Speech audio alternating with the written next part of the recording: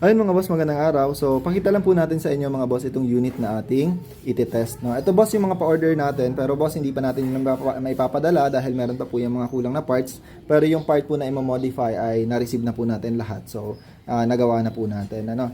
So, pakita natin sa inyo boss na basta tama po yung or na-follow nyo po yung instruction natin sa GC dahil kung ano po yung pinapakita namin dito, yun din po yung tinuturo namin sa GC.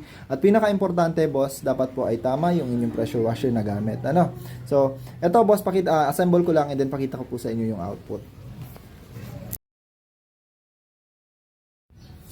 So, ayan boss, na-connect na natin siya. Ano? So, ngayon boss, i-test na lang natin siya.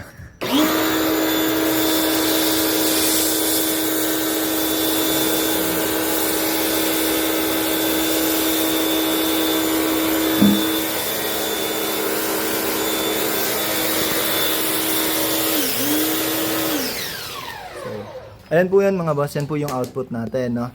So again boss, pagka tama po yung ginawa nyo, sinundan nyo lang po yung ating guide, gagana at gagana po yan.